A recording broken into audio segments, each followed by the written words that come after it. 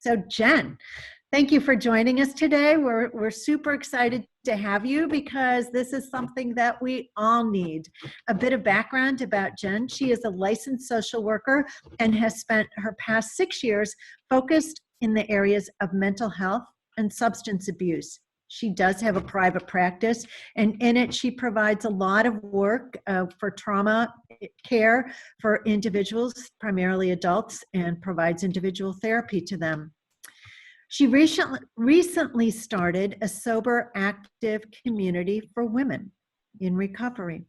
She's a graduate of the Mandel School of Applied Social Science at Case Western Reserve and was selected to be in their Leadership Fellows program. And pay attention here, she is a 3-time Ironwoman triathlete and a triathlon coach. Woohoo! Yes, snaps, applause all around for that. Wow. So obviously she focuses a good bit on mental performance coaching, and we're looking to you, Jen, to coach us and get us through what our lives are going to look like for the next few months and how we can be happy and wholesome in the process. So Jen, thank you. Thank you so much. I really appreciate the opportunity to be here. When I was actually at Case and part of the Leadership Fellows program, I got to do the, I forgot the name of the program, but it was the day where we got to spend with Cleveland Leadership, and we went to all the different companies around the city. And it was a really, really great experience. So I'm really glad to be able to be here today and to share with you. Okay.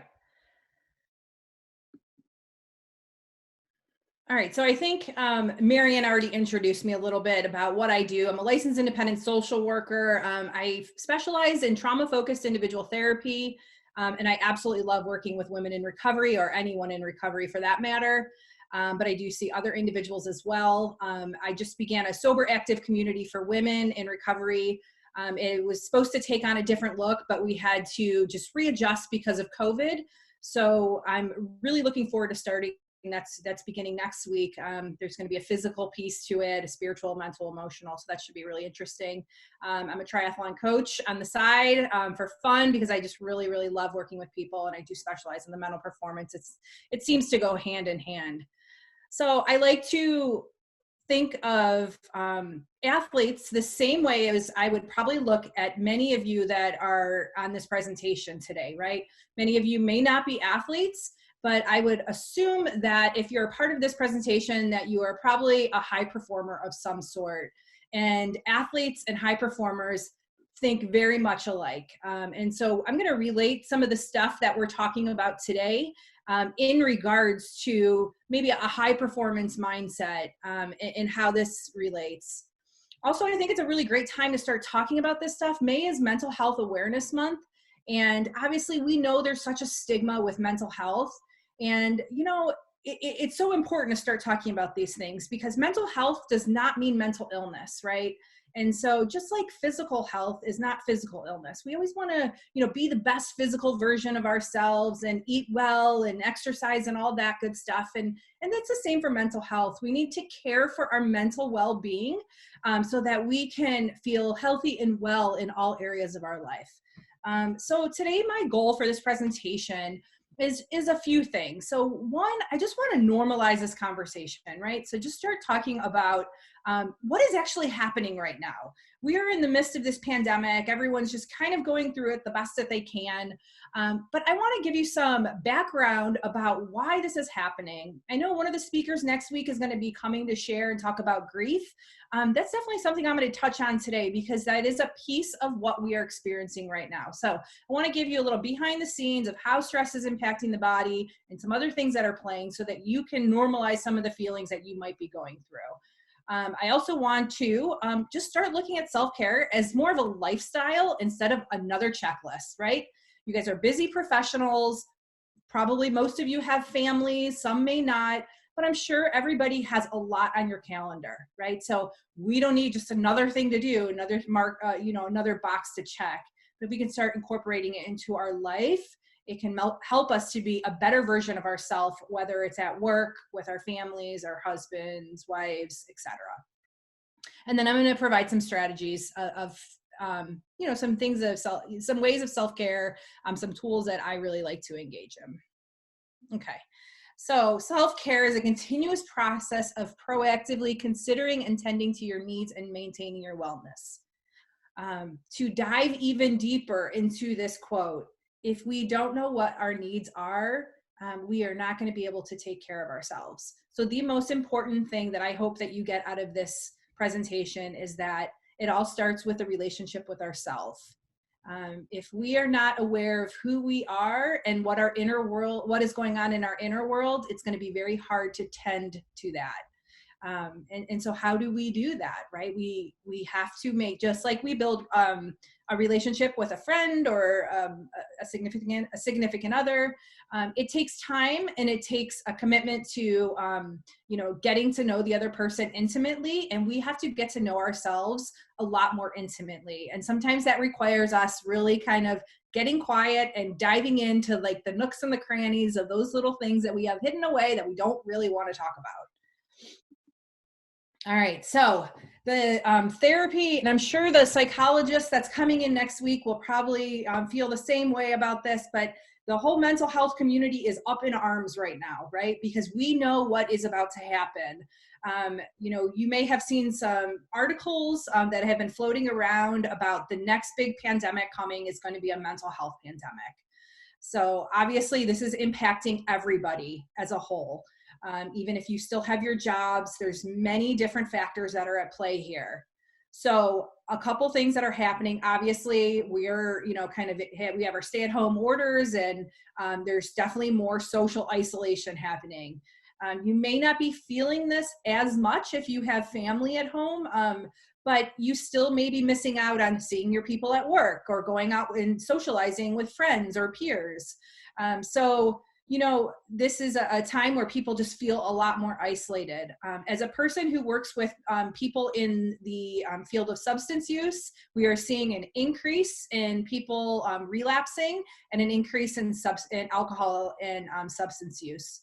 It's hard to get really good data for the increase of alcohol use. I've read a few different numbers, but it's kind of tricky because people may be buying more because bars and restaurants are closed. So we might see that number a little bit more heightened as, if bars and restaurants are open, but there's still believed to be an increase in alcohol sales. In states that have legalized marijuana, there is a huge increase in sales in marijuana during this time as well. People are lonely. So especially our elderly, right? With them being like the most vulnerable, we're trying, I know for me, I'm trying to stay away from my parents right now. My mom is immune compromised. And so, they're the most at risk. So there's many people that are experiencing the sense of loneliness. Fear is really rummaging through our lives right now, right? We're afraid of getting sick. Or we're afraid of our loved ones getting sick. If we have family members that are in nursing homes or assisted living, that's a major fear for a lot of people right now. So that fear is just pretty pervasive right now. Fear of economic concern. Some people may have lost their job. Some people may have had to experience cut in their pay. Maybe a loved one, your partner has lost their job. And maybe you haven't lost it, but there's fear and worry about losing it, about what is going to happen to the economy. I know as a self-employed person, that was my very first fear of what is going to happen next.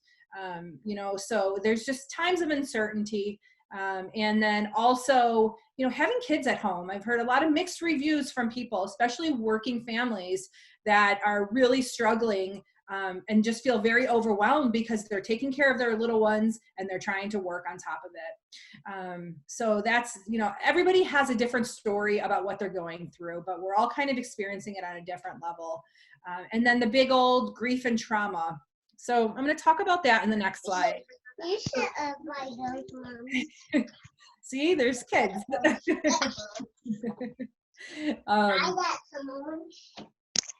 So what is that feeling? What is it that you are feeling? So what we are looking at right now is this idea of collective grief and collective trauma, meaning as a whole, we are all going through this. We are all experiencing this. So, trauma is basically something, it is our reaction to an adverse experience that we go through. And not everybody that experiences trauma will have a significant reaction to it. But what I like to think about trauma is it's too much, too soon, too fast. And COVID came and it was too much, too soon, too fast. And now we are feeling the effects of this.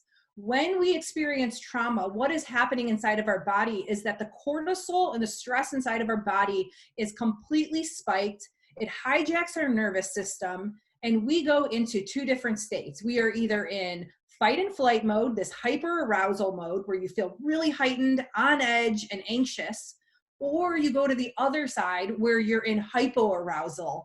And this is where you might have that frozen feeling of like, you know, I know I have more time. I know I could really do some house projects right now, but I just don't feel like doing anything. I just want to like lay on the couch and I'm unmotivated. And I keep hearing that story over and over. So, right, as high performers, this is probably something that you typically don't feel. Maybe you're like real go-getters, you're kind of on top of your game at all times. But what is happening is that if you're experiencing any of these extremes, it is because your nervous system is completely hijacked right now on a physiological level. So just to kind of normalize that for you, that this is a very common feeling that a lot of people are going through right now. We all kind of have these feelings, and it's okay. We live in like, there's like this box of a normal zone, right? Where we can feel a little hyper aroused or a little kind of hypo aroused, but still function pretty well. But once we get outside of those zones and we get into the extremes is when it becomes problematic. We're also experiencing this grief, right? I know most of us are experiencing this. Our life is completely just changed, you know, just being able to go to the store and not, you know, maybe not having to wear a mask, or just being able to, you know, go to the park without a mask, or, you know, just all the normal activities that we really enjoy doing, going into church, if that's, you know, what you like to do, going out to eat at restaurants, all of our normal little freedoms that we always really took for granted, have been stunted right now. So there's a grief that's happening with that, a grieving of the way that we were living. Now, don't get me wrong, I'm hearing some really positives from people too, of people saying, you know what, life has really slowed down and I'm really grateful. You know I'm feeling that on a pretty big level. But I think it's normal if you're feeling all those things, you know, you might feel like you're enjoying the simplicity, but you also might really miss hugging your best friend. So there's a lot of mixed emotions happening. I just put this idea of like, what are traumas? The only other thing I want to say about trauma, I don't want to spend too much time on this, is that if you have experienced trauma, you are more likely, like what is happening right now, there's a good chance that that the COVID has triggered trauma if you have untreated trauma, or if you have trauma that you have treated and you thought it was maybe gone away, and all of a sudden now some of those same reactions are coming back up. That can happen with trauma. That's pretty normal. So there's all kinds of traumas that we all face, and we might not even realize that we have experienced trauma. So this may be bringing up all kinds of emotions. We refer to it as big T trauma and little t trauma. I'm not going to go through the list, but it's just something to consider of why if you're having an extreme reaction to this, it could be because there's some untreated trauma underneath. All right, I talked about stress. You know, stress is not a bad thing. Stress keeps us safe. It keeps us safe when we're in dangerous situations, but right now we are flooded with a lot of it, right? And it's coming at us from all different types of ends. And this is why right here, good old psychology 101, back to Maslow's hierarchy of needs, right? How many times have you guys seen this pyramid? But it really makes so much sense right now. So our two most basic needs, how this pyramid works is that the two bottom, safety and the food and shelter, are most basic needs. And then we can start to build, after we have those needs met, we can build up the pyramid. So right now what is happening is there is a major threat to our safety and our food and shelter.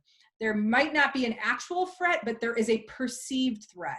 And so if we think about what happened right when COVID hit, what did everyone do? We ran to the grocery store, bought up all the food, and because we were worried, right, that there wasn't going to be enough food. And so there was a major threat to our most basic need.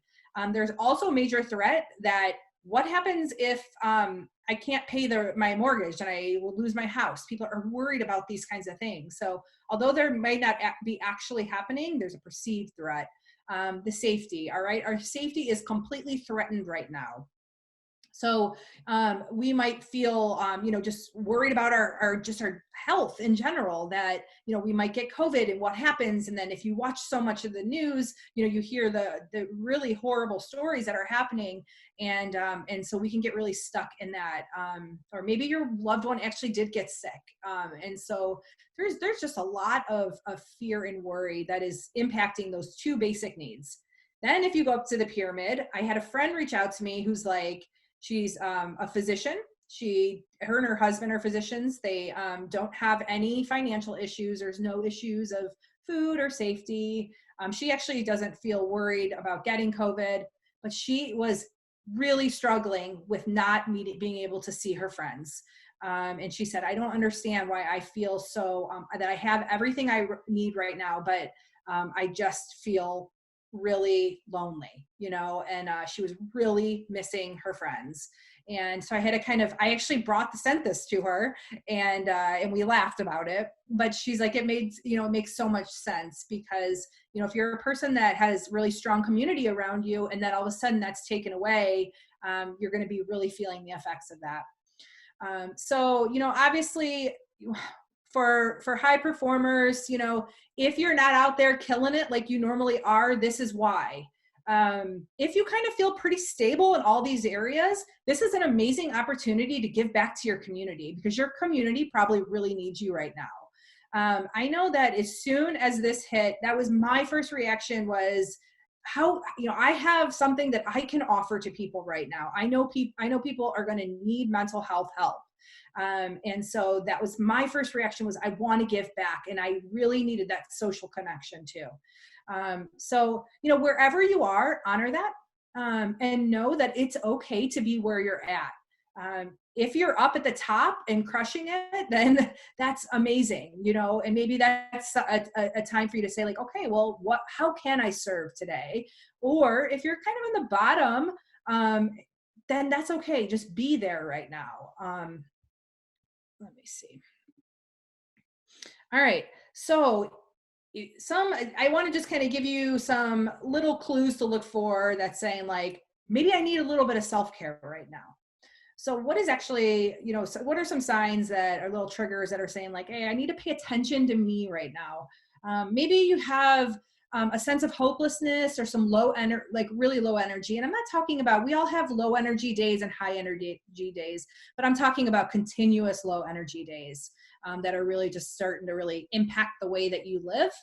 I know patience for me was something I experienced right in the beginning. When this happened, I was just very irritable and intolerant of others. And that was something I knew that I needed to, back away from too much social media, the news, whatever it was, So headaches, these can, stress can impact us, on a physiological level.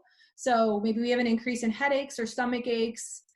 Sleep, that's probably been the number one thing that I have, that most of my friends will come to me and talk to me about, is that their sleep is greatly impacted right now. That's cortisol, that's stress, that's what's happening. So, you may have all the best sleep hygiene in the world, cutting caffeine early, exercise, eating healthy foods, all those things. But if your cortisol is through the roof right now, it's going to impact your sleep. Choose challenges in choosing healthy food. So we've all seen the funny, like, quarantine memes about people gaining weight. But it's a reality, right? So we may not be eating the best that we are right now because maybe we're stressed and our bodies are craving foods that aren't really healthy. When obviously if you're like eating up a lot of sugar or fat foods, that's going to impact the way that you feel.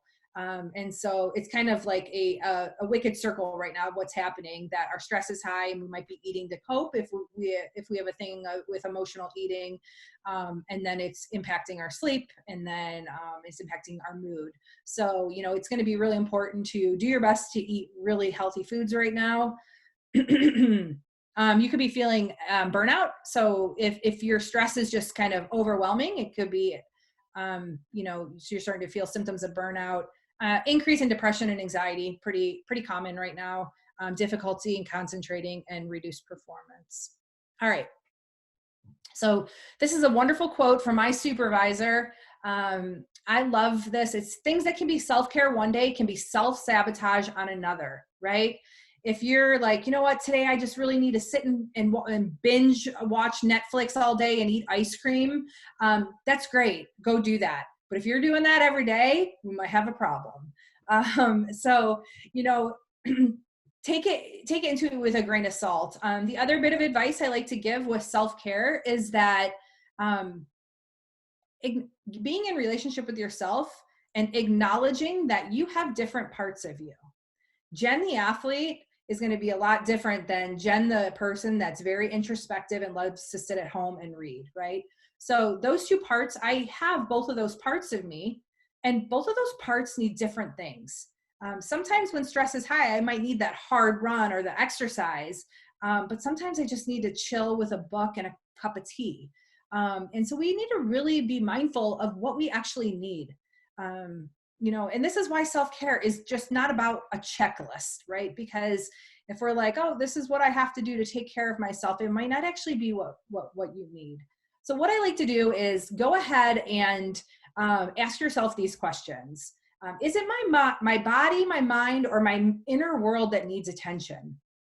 So sometimes it's hard to decipher, but you really have to know yourself and get honest with yourself of like, what really needs attention right now? What is really going on? Excuse me. And then ask yourself, what are my choices? Okay, so what's accessible to me? If you're a person that likes physical activity and you're at work, you're probably not going to be able to go out for a hard run in the middle of the day, unless you're working from home and you can escape on your lunch break. But so you need to have choices. And this is why self-care has to become a practice and more of a lifestyle, just like implementing different things, because once it becomes habit, you're going to have your toolbox, your self-care toolbox really built up, so that it just becomes a normal working part of your day. Also, what feels most loving? We need to really build that relationship with ourselves and ask yourself, like, what feels most loving and kind to me right now? I know we like to maybe like say, oh, I do want to binge watch and eat ice cream, but is that always loving to myself, you know, or is that self-destructive? So really check in and see like what is most loving and kind to me. If we're not able to do that for ourselves, you can also kind of insert your best friend or your child in place of you. If my child were going through this, you know, what would I give to them right now? Sometimes it's easier for us to pick things when we know that we're giving them to our child instead of ourselves. And then what part of me needs attending to? All right. So creating a self-care plan, what I recommend doing is I'm a huge advocate of daily quiet time. Some of you guys might look at me and say, are you serious? I have children, I have a career, I don't even have a second to breathe right now. You know, if there is a time maybe before bed or wherever it is where you can take 5 to 10 minutes for yourself, get your journal out or get your phone out and make a list. Start to look at, you know, the different areas of your life. And, you know, whether it's professional, physical, spiritual, mental, emotional, just different areas that you can break it down and then start to make lists of things that will work for you and be specific. Okay. So at work right now, something big for me when I worked in the office was creating boundaries with coworkers because I'm a very social person. So I like to talk a lot. And what was happening is, you know, obviously people are coming in and out of my office, I'm talking, and then I'm behind in my work and I'm feeling overwhelmed. So, you know, really limiting distractions so that you can stay on track. Keeping healthy habits at work. So the other thing I used to do is I'm an advocate of heart math, I think it was called. It was a like a little biofeedback type thing. I used to put that on at work and you know, just take little mental breaks throughout the day. So you can do that with any app. There's so many meditation apps and breathing apps on your phone that are free. Give yourself 5 minutes of just breathing. It really does wonder to calm the nervous system. And then take, or go for a walk if you can on that. If you have a little 15-minute break, just walk around your office or walk around outside. The weather is absolutely beautiful right now. Mental and emotional, if you are considering to seeing a therapist, I think right now is an amazing time to see a therapist because all therapists are seeing people telehealth right now. And so that is increasing convenience for people. As the therapist community has been talking about how we are having less and less cancellations because people have, more time. They don't have to run and get to the appointment and cancel. They're not running around. So we are experiencing less cancellations right now, which is really great. But also it kind of helps to break that little uncomfortable barrier of seeing someone in person. So if you're considering, and also the beautiful thing is let's say you're in Ohio, you can see anyone in Ohio anywhere because licensed clinicians have Ohio specific license. So if there's someone in Columbus you want to check out, you could. But really, the other big piece with mental and emotional is becoming aware of your feelings, okay? So many people that I work with aren't even aware of their own feelings, of what they need, and how to identify them, and then how to just accept and get what they need and express their feelings. So journaling is a great tool for that. It's a good way just to let everything out and start to identify. The physical body, right? We want to, I'm a huge advocate of movement, of getting your body moving, especially from an anxiety standpoint. If we want to really just have this sense of embodiment where we can really feel our body. And the more that we can be in our bodies, the more that we can be aware of what's actually happening, whether there's sensations happening. If you are feeling anxiety, to become more present in your body is going to help with anxiety. Just whatever we're putting in. I always say, what we're putting in really impacts what's going on the outside. So eating real food, minimizing sugar and caffeine, taking walks, good sleep hygiene, all that kind of stuff. And whatever your spiritual practice is, it's a great time to be connected to that. Meditation can be hard for some people, especially right now if your anxiety is really high. So maybe just simple breathing exercises could be better. So if you're a person that's like, I really want to try meditation, but it feels like a really big struggle right now, it's okay. It's probably because your nervous system is so hijacked that it's hard to really get centered. I know for me sometimes that I meditate every day. And sometimes if I'm like really anxious about something, it's really, really challenging for me. So just know that that's a normal part of the process, and that it just because it's like that, like today or tomorrow, it might not be like that the next day. All right. So these are some things that I've already said, some tips: develop a close relationship with yourself, treat yourself like you would your best friend. And so start to ask questions like, okay, what would I say to so-and-so right now if she were feeling this way? Or what would I say to my child? What would my child need if they were feeling this way? Also simplifying your life. There is a gift that's happening for a lot of people right now, like I stated in the beginning, that they're experiencing this simplicity in their life. Some of you may be looking at me like I'm crazy right now because that might not be true for you, but for some people, life has slowed down. Maybe there's not a ton of extracurricular activities for kids. Maybe commute time has stopped because you're not traveling to work and to meetings.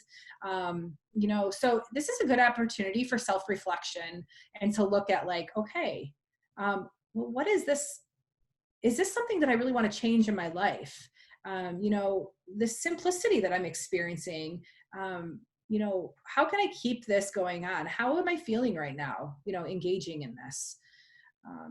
And then the last part, building a self-care toolbox. And I talked about that. Just, it's a great time to do it. Every day, just sit for 5 to 10 minutes and start to build up some self-care tools. All right. And this is the last thing I'm going to go through, is just a few of my favorites that, just some therapeutic techniques that I do with clients.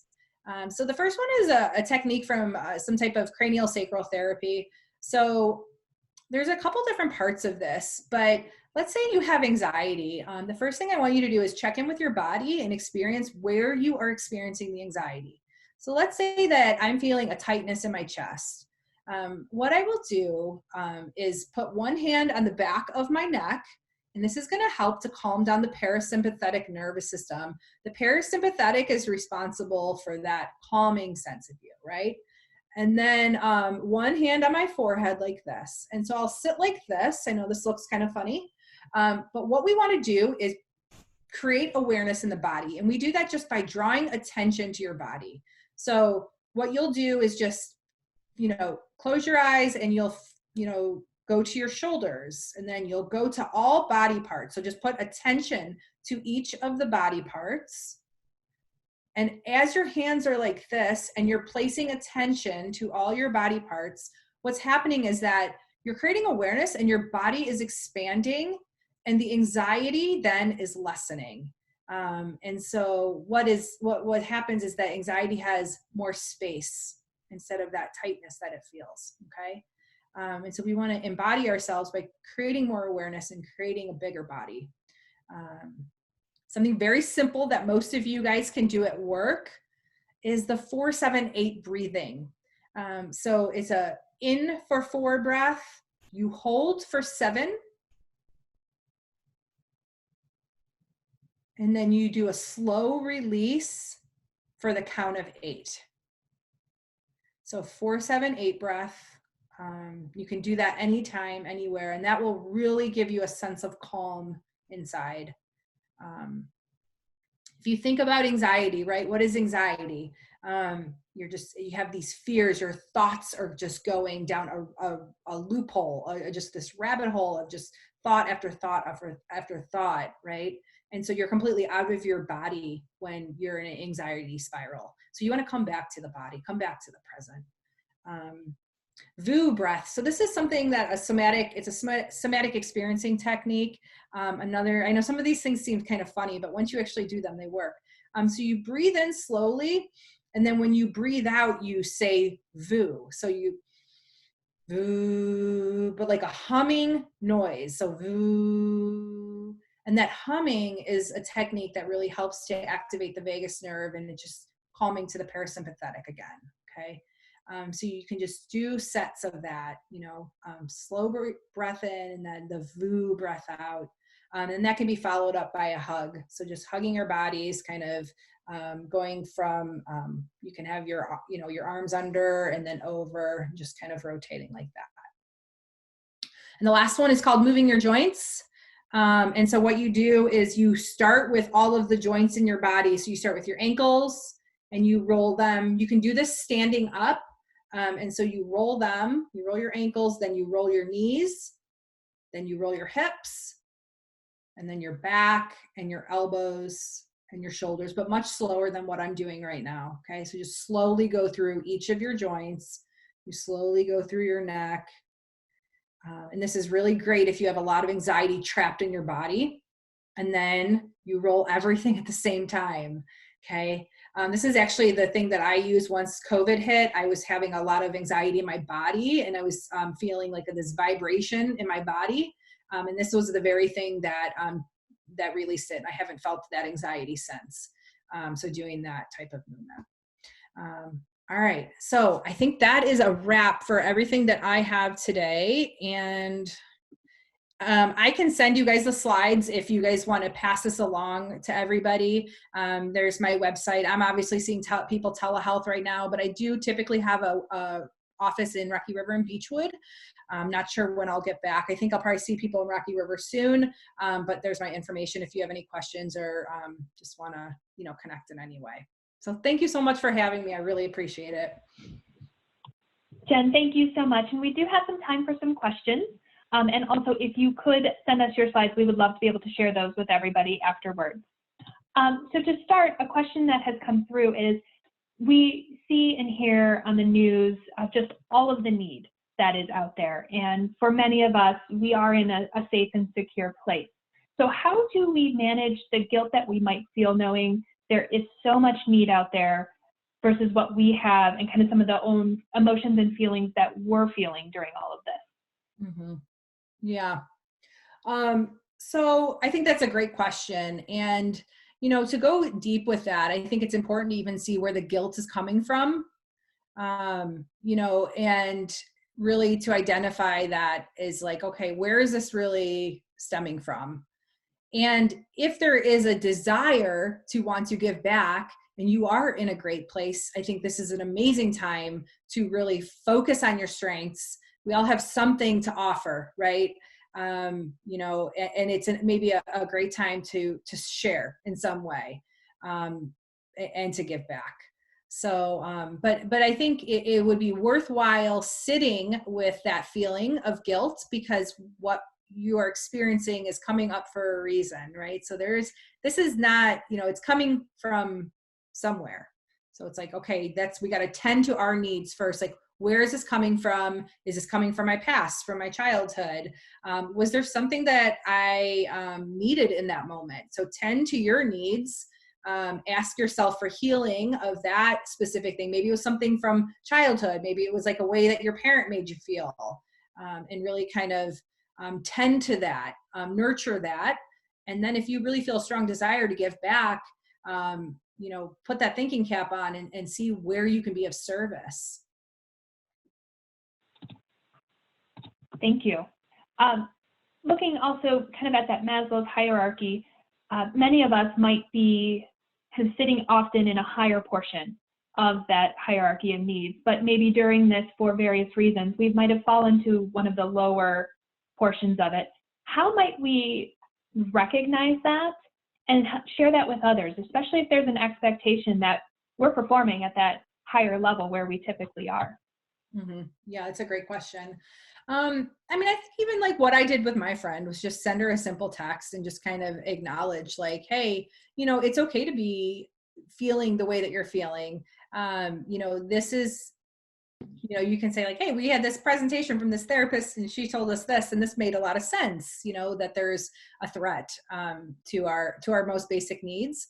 I think really holding space for people with where they're at is really important. And meeting people with no judgment about where they're at. Even if, say, your best friend has a career and it has a, you know, $1 million house that they're living in and everything looks great, but maybe they're really struggling on that most basic need. I think we need to really meet people with empathy with where they're at, because there could be other things behind the scenes, like some of that trauma that I talked about that could be impacting some of the fear that they may be experiencing. So normalizing feelings for people, holding space for them, just being present with them while they go through what they're going through, it is really important. And being of service and in a way, you know, in a way that you can, you know, and maybe that's just sitting for somebody. You know, maybe it's helping in a way, or maybe it's, you know, just an ear to listen, for listening.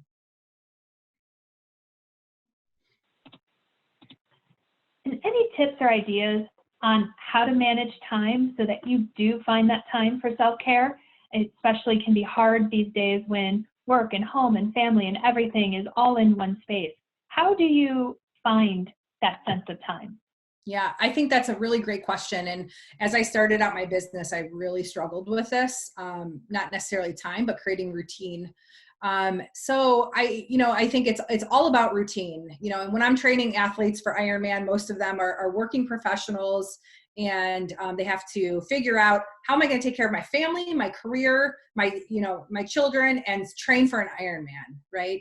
So we have so many hours in the day. And I think it's first thing that we need to do is really, if this is a priority for you, to schedule 10 minutes to, you know, create a routine around that. So you want to be aware of where your time is going. We all have the same amount of hours in a day, and it's important to see like, okay, well, what's really going on here? If I don't have a clear picture of where my time is going, or if I am struggling to stay somewhat organized during this time, this could be really detrimental.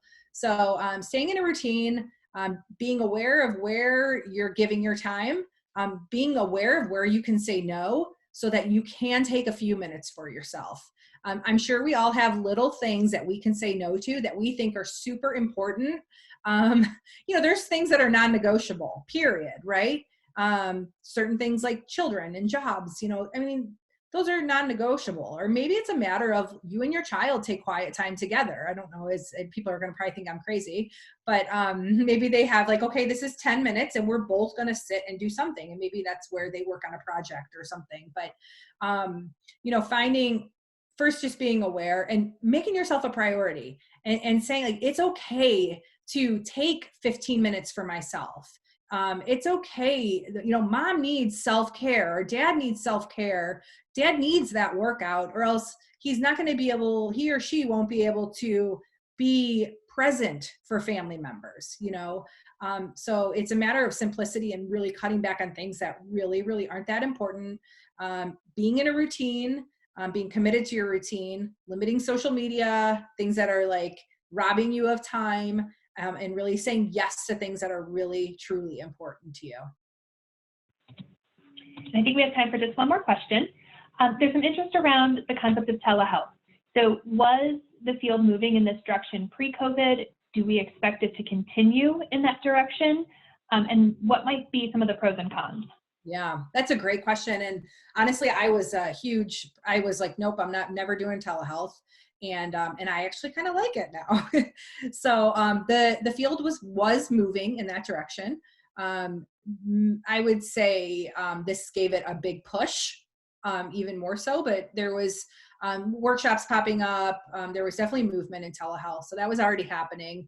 Now everybody is forced to do it. And the talk in the community is that there's a lot more people that are saying that they will probably see clients a couple days a week and then telehealth the other days. So like more of like a 50-50 split. Some people are saying, nope, I'm going straight to telehealth. I love it. And some people are saying, no way, I don't even want to see a telehealth again. I just want to be in my office with people. But I think we will see much more opportunities for telehealth. And I'm really excited about that because I think that's going to open up access for a lot of people.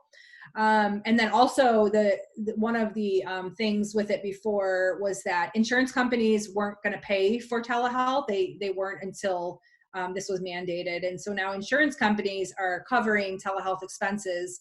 And my best guess is that they will continue to do so. I hope they do, because this is going to really create, like I said, so much more access. Pros and cons. So pros, accessibility. Other pros is that people feel less inhibited behind a screen. They tend to be a little bit more open when they're not having that face-to-face like uncomfortableness with someone. Also, you get to see a client in their home environment. And so like if I'm doing therapy with somebody and all of a sudden they want to show me a picture of something, and then we can like dive into that and talk about that. Or maybe their animal walks up and we can like kind of incorporate that into the therapy. So I think it brings in all different types of elements, with them being in their home environment that we normally wouldn't see. Some of the cons is that as a therapist, it's really hard to stare into the screen all day. It's really exhausting.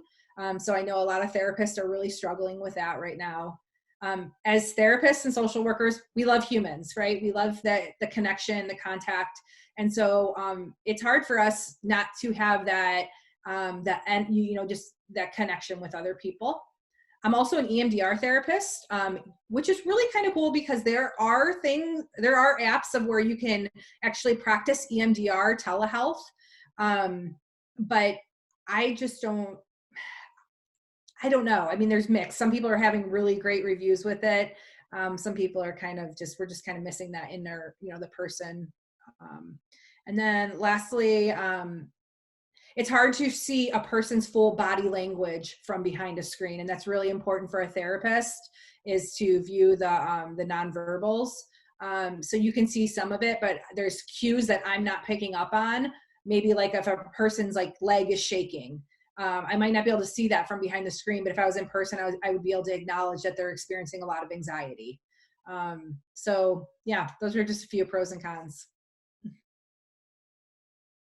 Great. Jen, this has been fabulous. Thank you so very much for joining us today and doing such an amazing and succinct and incredibly helpful presentation. I love how you began with the why we're feeling the way we are, helping us to identify those feelings, and then what are just even small things that we can begin to address them. It was hugely helpful. I know there are things I'm going to start doing this afternoon, and I'm very, very grateful because this is something that we're all facing, and we've now got tools in our toolbox that we can also share with others.